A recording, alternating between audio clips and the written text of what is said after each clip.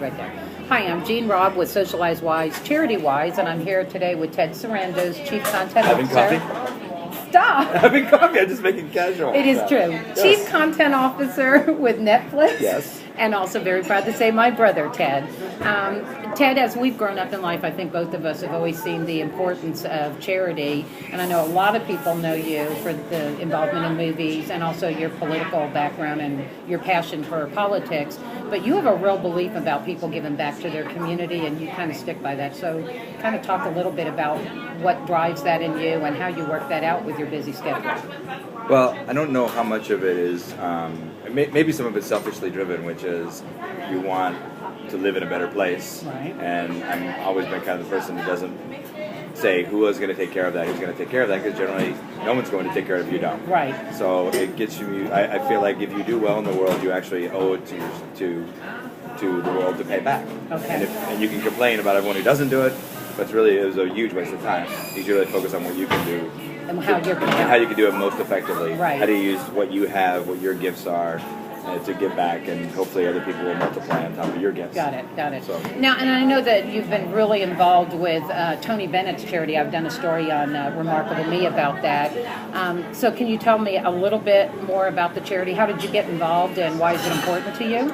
Well, Exploring the Arts is a nonprofit that is founded by Tony Bennett and his wife Susan to fund arts and public education, under the theory that under extreme budget cuts in public education, the first thing to go is always the arts programs, music, painting, sing, choir, all these things just get horribly underfunded, right. And there's no mechanism to make sure they stay in the school. And the reason they really matter is that you can tie involvement in the arts to graduation rates, to success rate, to dropout rates yeah. in school.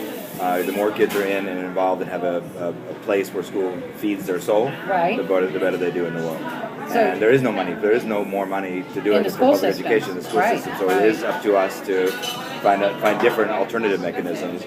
On the extreme, we built the Frank Sinatra School of Performing Arts in Queens, okay. which is a fully operating and that's performing with a lot arts of high inner school. city schools and kids. Absolutely, and they come from all over New York. Okay. We fund summer school programs all around New York. Okay. And then we're doing a really radical expansion of our mission into Los Angeles and taking over 3 different public school arts programs to run out of Los Angeles. So that one is very dear to your heart. How did you get involved with that? I know you're friends with Tony Bennett. Is that just your connection with him and your love for him? Or? Always been a huge fan, and had the opportunity to meet him, and it's always one of those great things when you meet your hero and they turn out to be somebody great. And he talked to me a lot about what they were doing and asked me to help. Okay. So it started out just helping organize fundraising, to leading to being on this board of directors, to now being the treasurer of the board. Right. And it's been a really successful expansion of the mission, led by someone that you really admire, which I think feeds you in a bunch of different ways.